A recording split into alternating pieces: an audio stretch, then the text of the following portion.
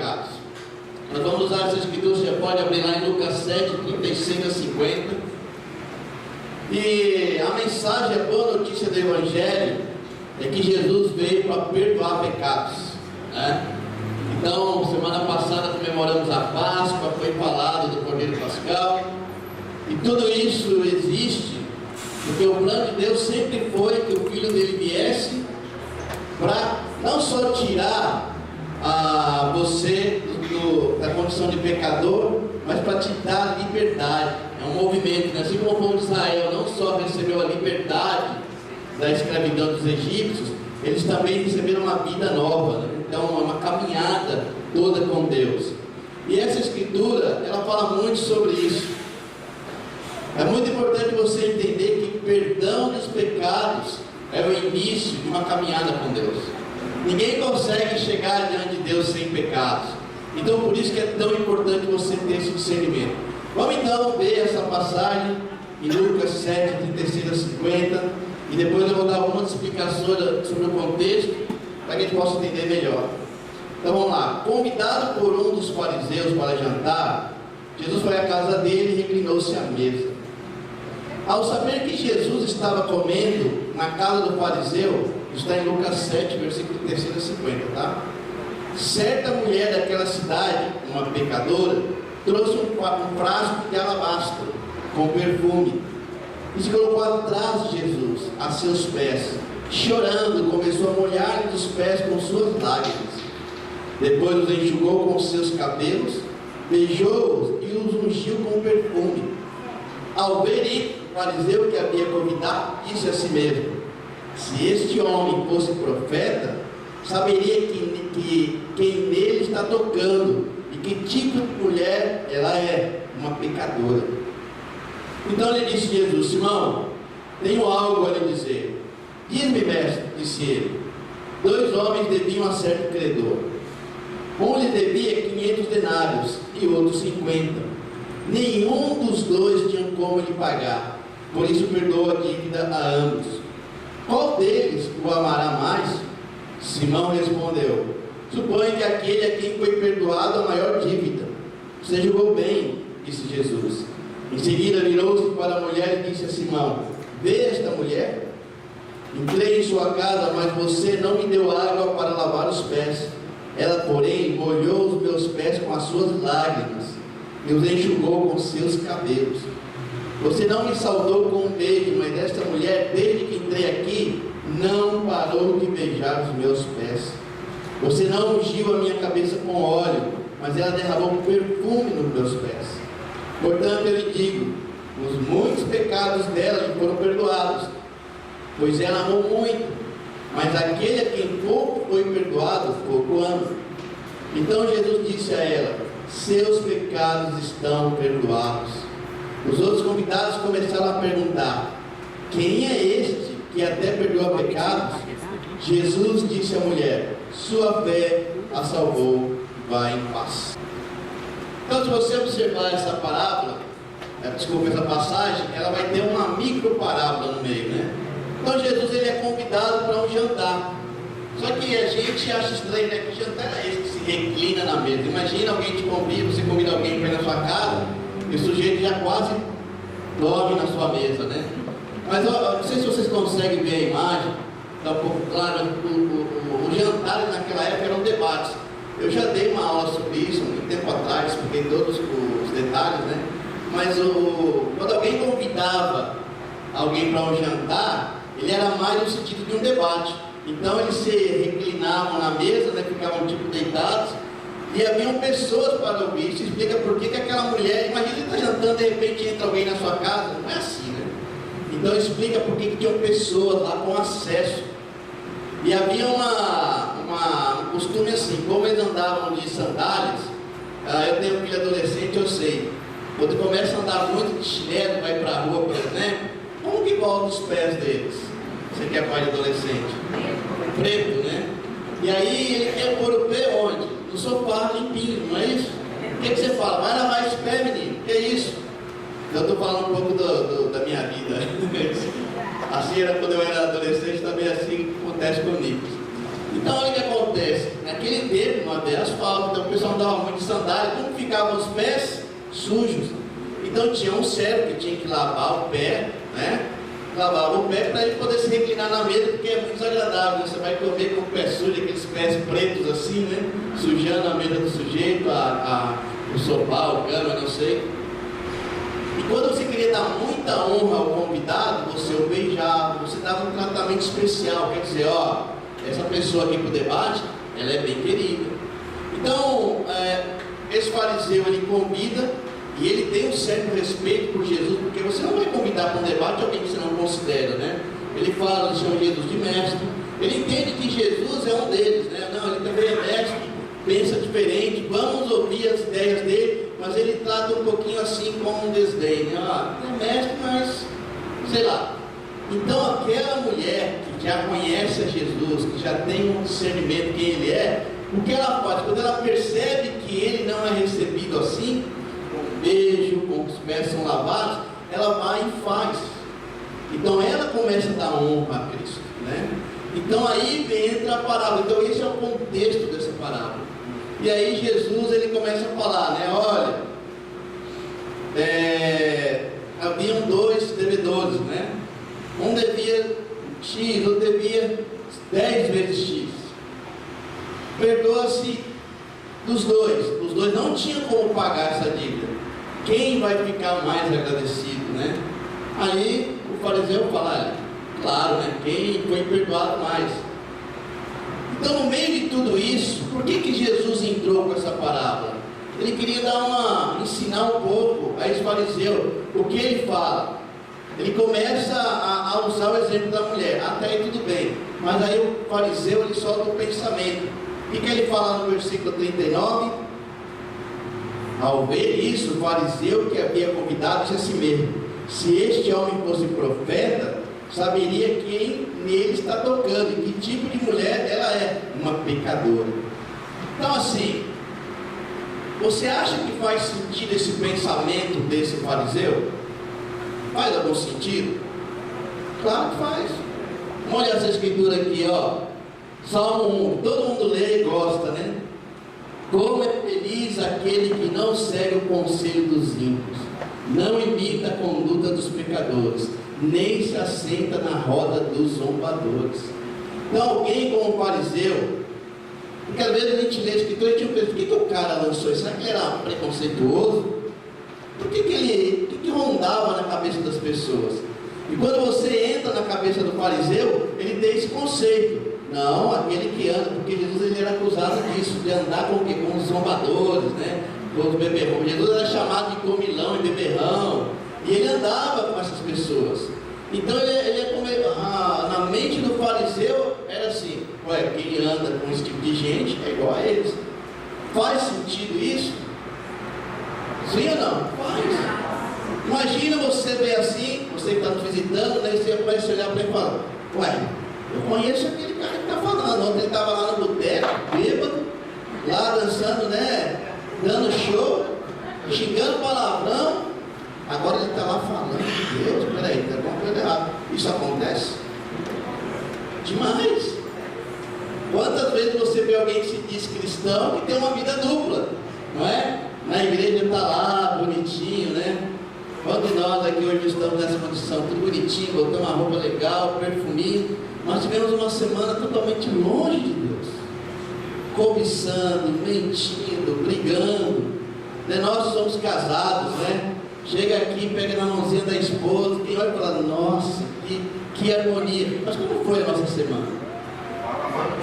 Né? Como que foi lá na sua casa? Você pode me trazer a gravação, como que foi os diálogos que ocorreram essa semana? Terrível, não é?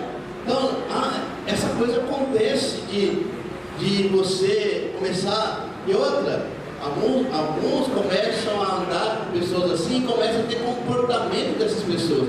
Vão beber, vão abusar de drogas, de álcool. A gente foi lá em Cláudio, e o nosso propósito é que o Nick e o Guilherme estudem lá em Divinópolis, começa o Ministério Universitário, lá a gente tem esse sonho. E aí nós vamos conhecer lá a cidade, né? E é interessante, você vai chegando na universidade, o que começa a surgir? Vários botecos, né? muito álcool. E a gente foi de quinta para sexta, nem era sexta-feira, já aqueles botecos lotados, né? Quer dizer, existe isso aqui, a roda dos escarnecedores existe, né? Às vezes você está no seu trabalho e o pessoal está metendo o pau no cristianismo, falando, a gente está observando isso. E às vezes você está lá com medo disso.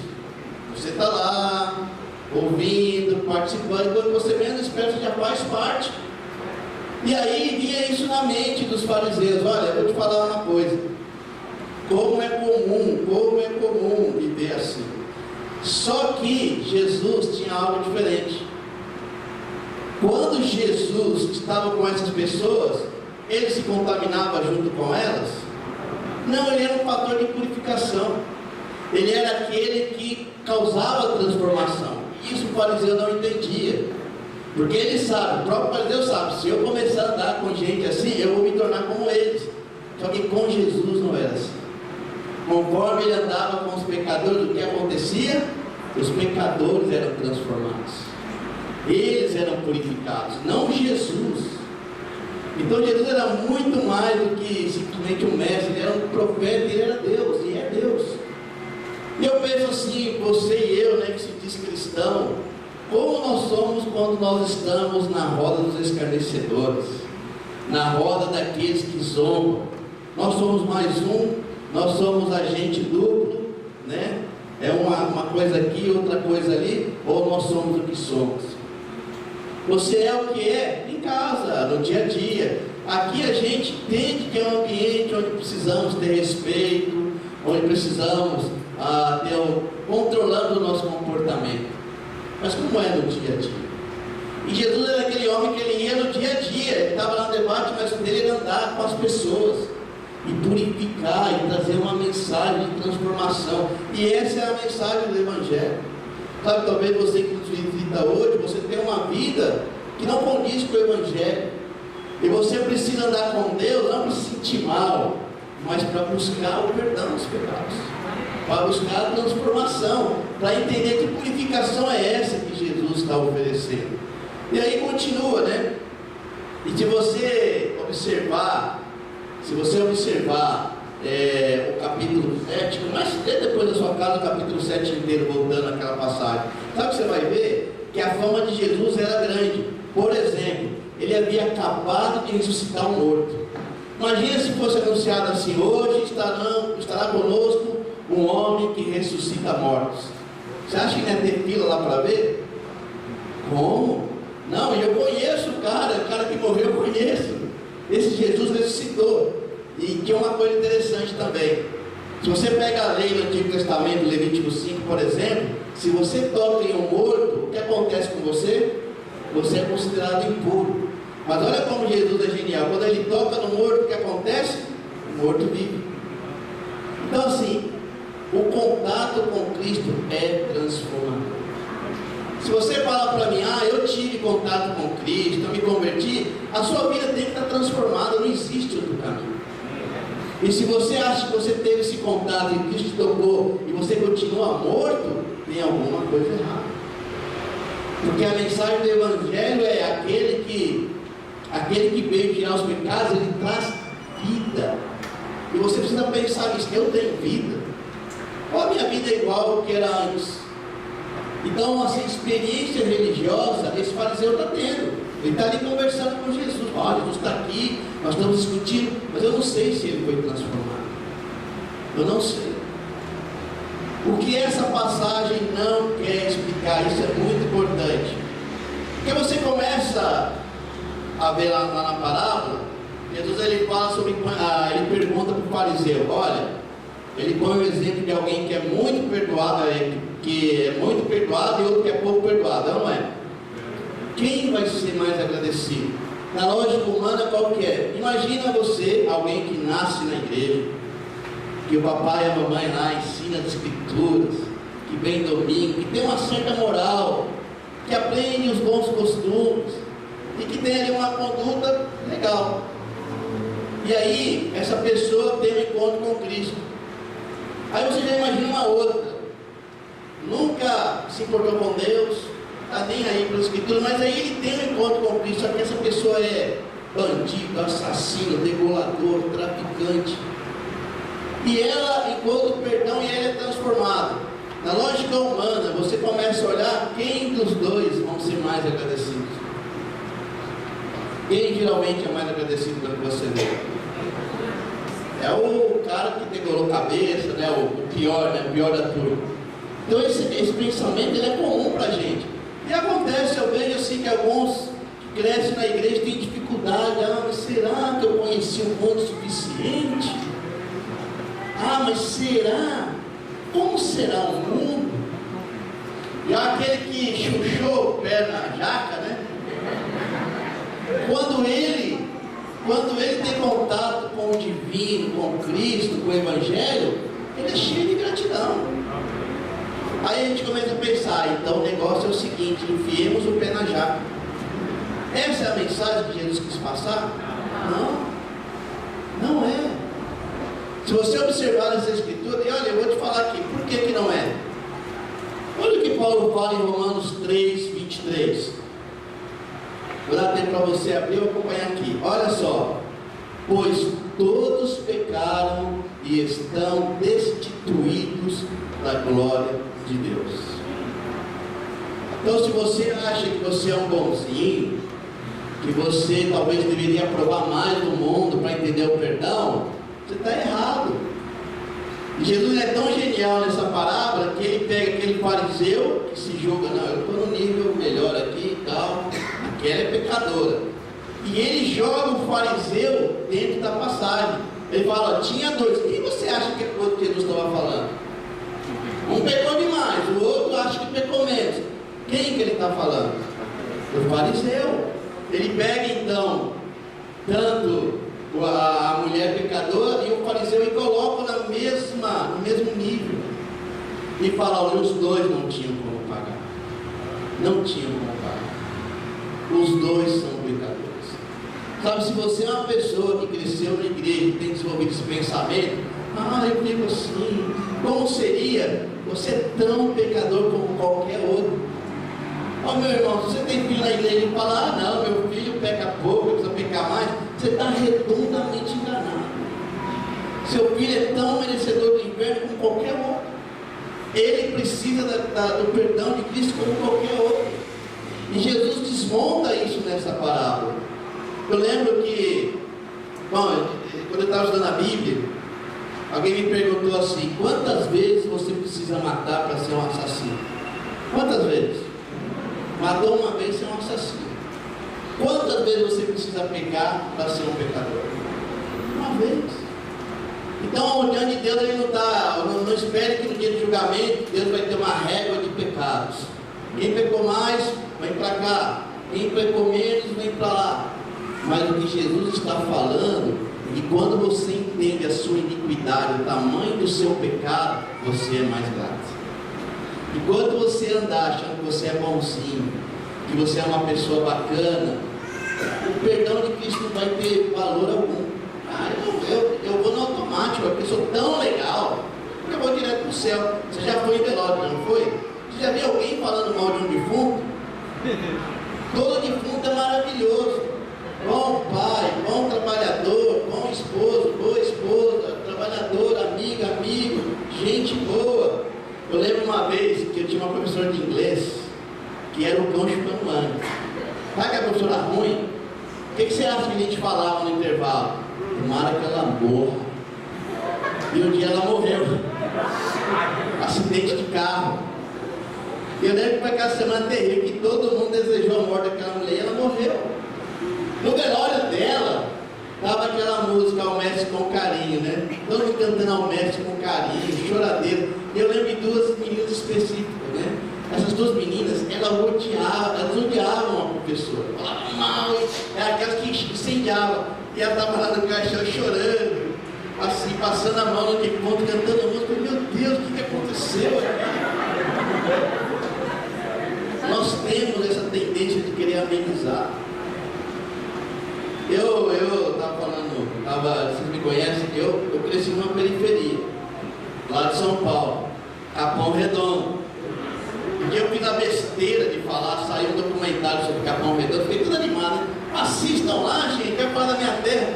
Veio o irmão assim pra mim, rapaz, onde você morava, hein? Aí eu vi com aquela história, não, eu morava na parte nobre do Capão Redondo. Filmaram lá a parte nobre. Então assim, gostava de andar com aquele pneu lá na beira daquele rio podre, né? Então aquelas coisas. Só que eu tinha muito contato com traficante, não que eu era traficante, mas eu tinha amigos que eram. Na escola era normal. Então eu via muita coisa ruim. Aí eu olhava para mim e pensava, rapaz, eu vou na igreja domingo, estou muito bem nas minhas notas, vou entrar no colegial técnico, eu sou bom demais. Essas pessoas aí vão tudo para o inferno, mas eu não. Eu tinha essa dificuldade de entender os meus pecados. Então assim, provavelmente eu seria o fariseu, se você soubesse quem é esse fulano. Eu lembro que quando eu estudei a Bíblia, quando eu me dei conta quem era Jesus e como eu estava diante dele, isso gerou em mim o quê? Um quebrantamento. Então, quando eu li essa escritura, olha, não tem nenhum santinho, todos pecaram, todos estão afastados, já não me interessava a quantidade de pecado. Talvez você veio aqui pensando nisso, eu sou uma boa pessoa, eu até vou lá na igreja com você, eu até gosto. A questão não é essa. A questão é que se diante de Cristo seus pecados estão ou não perdoados. Se você entende quem é Cristo e a mensagem do Evangelho. O Evangelho é uma notícia. Notícia você dá, você não fica manipulando. Ah não, é assim, é do outro jeito. Você dá. E o que Jesus está falando aqui não é a questão de quem peca menos ou quem peca mais, é quem entende a sua iniquidade. Se você entender a sua condição de pecador, você vai buscar Cristo. Senão você vai arrumar um monte de desculpa, você vai falar que a igreja é isso, que a igreja é aquilo, que as pessoas são isso, são aquilo. Você tem que olhar para você e que sejam assim, ainda que essas pessoas são assim, o problema é você com Deus. Você não vai poder dar essa desculpa no final. Não vai. E eu lembro que quanto mais eu me achava bonzinho, mais distante de Deus eu sentia. Eu lembro uma vez que eu estava, puxa, eu ia na igreja, eu ia na missa de manhã, tarde e noite, eu fazia parte dos grupos, eu fazia tudo que a religião me colocava, e que eu me sentia com Deus alienado, com Deus longe. Você sabe que tem Deus, você sabe que Ele te ama, Ele está tão longe. Eu lembro desse vazio, mas eu não entendia porque eu estou fazendo aquilo que me falam para fazer. Eu sou um bom filho, como que pode ser isso?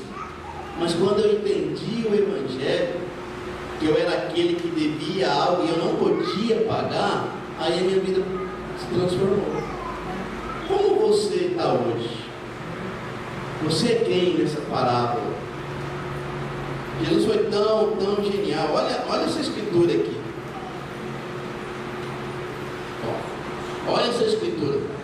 Só você voltando um pouco aqui, eu queria deixar isso claro. Nenhum dos dois tinha como lhe pagar.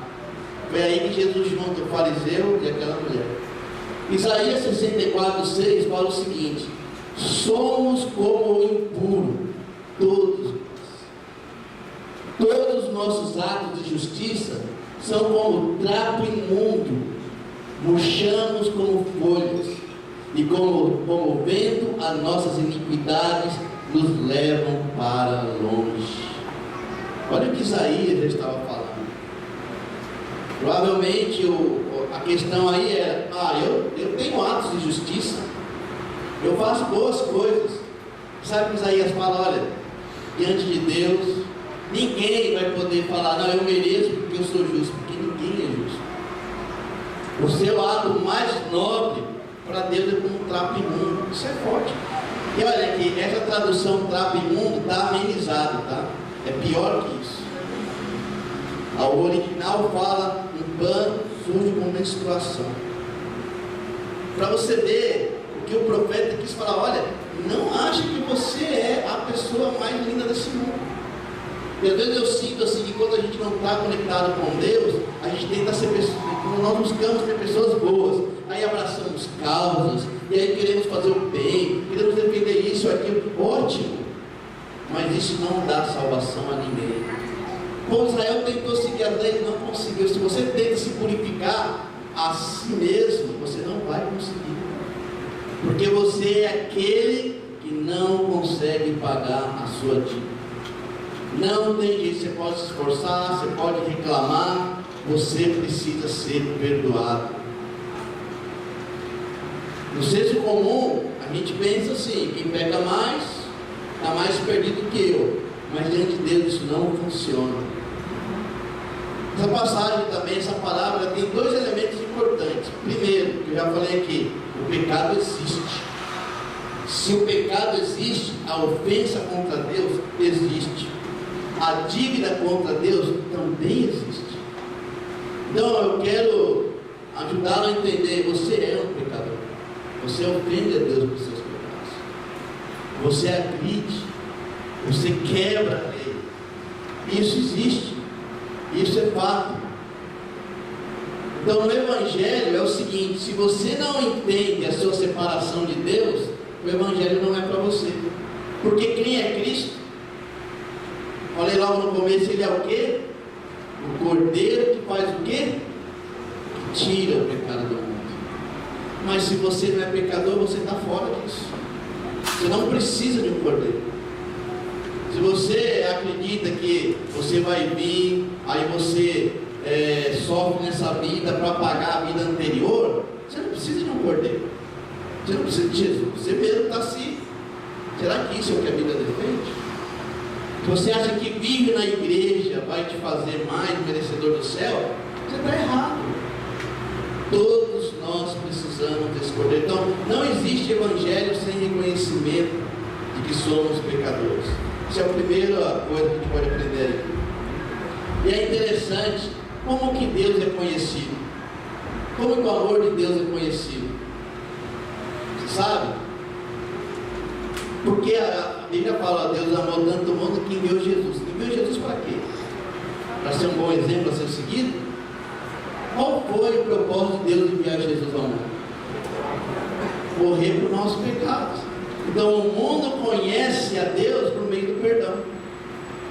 Então se você não sente a necessidade de ser perdoado, você não está entendendo o amor de Deus. Você está lá achando: eu estou ali com Deus, eu sou. Você precisa entrar nessa parábola, que você, se você não acha que você é um, você é o outro. E ambos precisam ser perdoados. Então você precisa aprender isso. A segunda coisa que você precisa aprender é que a graça de Deus, ela é capaz de perdoar todos os pecados. Ela não é quase todos, ela perdoa todos os pecados. Talvez você chegue hoje aqui com a consciência pesada, coração ferido, com mágoas, sentindo mal. Talvez você tenha cometido um pecado que você não se perdoa, e você se julga inferior. Eu não sei. A vida faz isso com a gente. E você está tentando encontrar a salvação. Aí você faz um monte de coisa e continua vazio. Eu quero falar para você que a graça de Deus é capaz de trazer sentido, perdoar todo e qualquer pecado. Então a notícia do Evangelho é: você é pecador, você é um trapo, os seus atos de justiça é um trapo imundo, mas a graça dá conta de perdoar seus pecados. E é por isso que Jesus veio. Lembra? Ele é aquele que põe a mão no morto e o morto volta a viver. É aquele que anda com os zombadores, e os zombadores é que são transformados. E isso, que somos cristãos, tem uma mensagem. Nós não podemos ser aquele que toca no morto e morre também. Nós não podemos ser aquele que estão com os zombadores e se tornam zombadores também. Quem é você nessa palavra? Quem é você? Se você só entender a sua indignidade hoje, você fala: puxa, eu sou um pecador mesmo. Se você só olha para o seu pecado e não olha para a graça, o que você vai se tornar? Um legalista. Você vai tentar seguir lei. E fala aí o que eu tenho que fazer para ser um cristão. Me dá as regras. E a gente gosta de uma regra. Você acha que não? A gente gosta. Né? Quando você está sem saber, o que eu tenho que fazer aqui? Nós não sabemos muito lidar quando não há regra. Regras importantes? Claro que são. Mas voltando ao contexto, regra, lei, não vai te salvar. Ela vai apontar, ela vai mostrar quem você é, ela vai te tutoriar, talvez, ser um tutor na sua vida, mas mas ela não te salva. Então, se você olhar só o seu pecado e não olhar para Cristo, você vai sair aqui tão culpado quanto você entrou. Já o outro lado, se você só olha a graça, não, eu posso fazer qualquer coisa, porque o sangue de Cristo me lavou. Aí você vai lá e enfia o pé na jaca, o sangue de Cristo me lavou. Você vai se tornar um hipócrita. Você vai ter um discurso na igreja e um discurso na sua vida. Eu já fiz muito isso. Ia na igreja, legal, e minha vida era outra. Não existe uma graça barata que você enfia o pé na jaca, tá bom. Não foi isso. Então nós precisamos entender. Você precisa entender o tamanho da sua iniquidade, mas também entender o tamanho da graça. Você fazendo isso, você vai amar mais. Se você é aquele que não tem amor, sabe? Se você olha assim, puxa, o evangelho não me atrai. Falar, ler a Bíblia parece chato. É difícil. Você tem que pensar o quanto você reconhece a sua iniquidade, os seus pecados. O quanto você é grato. Puxa, olha o que Jesus deixou para mim. O quanto a sua vida é transformada. Isso faz muito sentido quando você entende isso. Sabe, Paulo era um bom exemplo disso. Ele fala assim, olha, presta atenção, em 2 Coríntios 5, 18 e 19. Se você não sabe quem é Paulo foi um dos maiores apóstolos, né? Ele teve um encontro com Jesus. E ele era um cara terrível, ele perseguia a igreja, ele apoiava. Quando Estevão, acho que Atos 5, Estevão é apedrejado, ele está lá apoiando. Ele pedia cartas para combater o cristianismo, ele odiava a Cristo, mas aí ele tem um encontro e ele se transforma. E olha o que ele fala em 2 Coríntios 5, 18 e 19. Tudo isso provém de Deus, que nos reconciliou consigo mesmo por meio de Cristo e nos deu o ministério da reconciliação. Ou seja, que Deus em Cristo estava reconciliando consigo o mundo, não levando em conta os pecados dos homens, e nos confiou a mensagem da reconciliação. Que mensagem Paulo está falando? Que mensagem é essa? É o Evangelho. Isso aqui é o resumo do Evangelho. Quando o Evangelho chegou para mim, eu entendi, essa é uma mensagem de reconciliação. Deus quer reconciliar comigo. Eu sou o pecador, eu sou o ofensor, eu sou aquele que se afastou, mas quem vem a mim? O próprio Deus. Por meio de Cristo, Ele fala, olha, não adianta você fazer nada, porque quem vai fazer essa reconciliação, ela é por meio de Cristo. Você não precisa conhecer a igreja, você precisa conhecer a Cristo. Precisamos da igreja, sim, nós somos o corpo de Cristo. Quando nós ceiamos hoje, o que nós estamos lembrando? O corpo e o sangue de Cristo, a reconciliação. Todos nós pecamos, todos nós estamos afastados de Deus, e Cristo vem para quê? Para nos reconciliar com Deus. Você está reconciliado com Deus? Você sente que essa reconciliação é real na sua vida? Ou você é aquele que quando lê a Bíblia se sente culpado, que quando escuta algo verdadeiro se sente culpado, que até não quer estar? Eu entendo que há julgamento, que há erro, mas você com Deus, como você está hoje? Porque é o que vai contar no último dia, e essa passagem também fala, 2 deviam e 2 tiveram que prestar conta e os 2 foram perdoados. Vai haver um julgamento. Vamos prestar contas.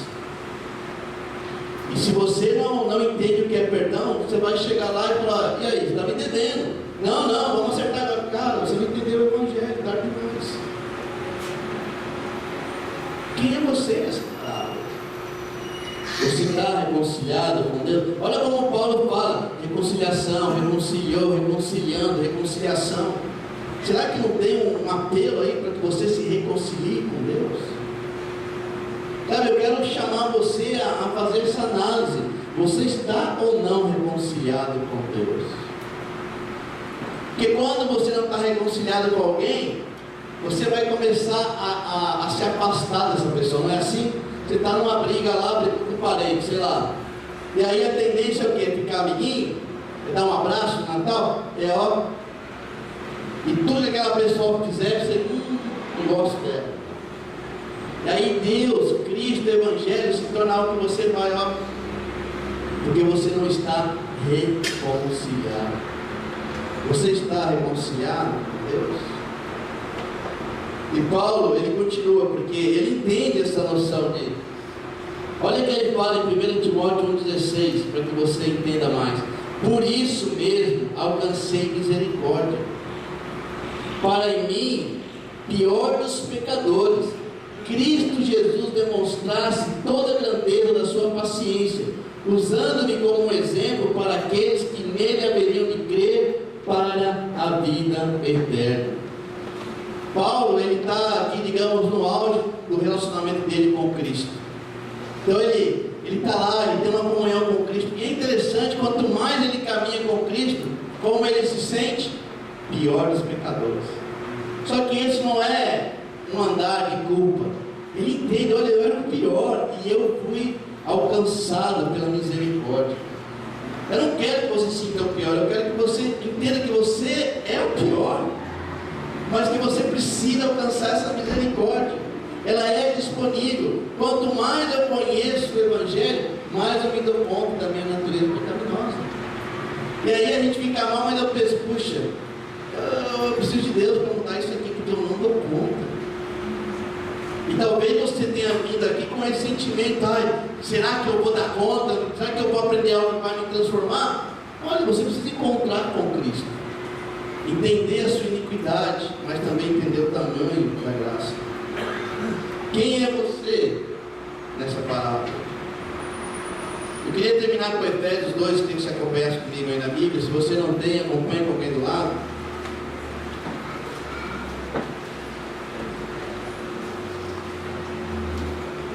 Efésios capítulo 2.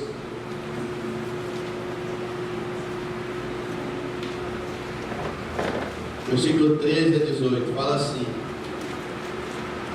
mas agora em Cristo Jesus, vocês que antes estavam longe, foram aproximados mediante o sangue de Cristo, pois Ele é a nossa paz, o qual de ambos fez um e destruiu a barreira, o muro de inimizade, anulando em seu corpo a lei dos mandamentos expressa em ordenanças. O objetivo dele era criar em si mesmo, dos dois, um novo homem, fazendo a paz, e reconciliar com Deus os dois em um corpo por meio da cruz, pela qual ele destruiu a inimizade. Ele veio e anunciou paz a vocês que estavam longe e paz aos que estavam perto, pois por meio dele, tanto nós como vocês temos acesso ao Pai, por um só Espírito. Oremos.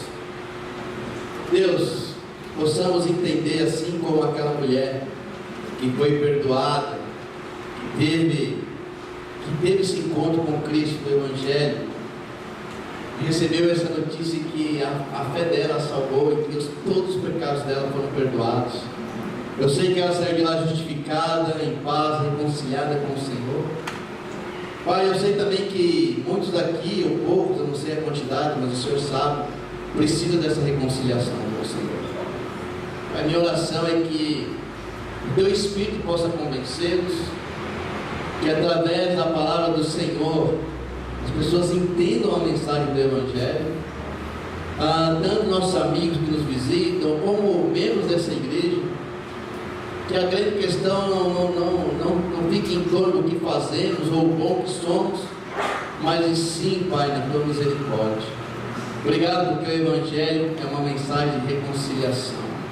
Pai, eu quero encorajar cada um, Pai, por meio do que foi falado, e eu sei que é o Senhor que dá o desejo, é o Senhor que tira o coração de pedra e coloca um coração de carne. Eu oro para que nossos amigos, aqueles que não conhecem a Tua palavra, Deus, possam desejar estudá-la.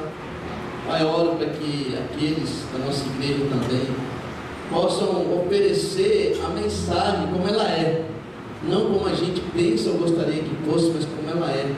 Uma mensagem de graça, uma mensagem também de verdade. Pai, que cada um aqui tenha um encontro verdadeiro com Cristo. E reconheçamos hoje o tamanho da nossa iniquidade, mas também o tamanho da Tua graça. Louvado seja o Senhor. Em nome de Jesus, oramos.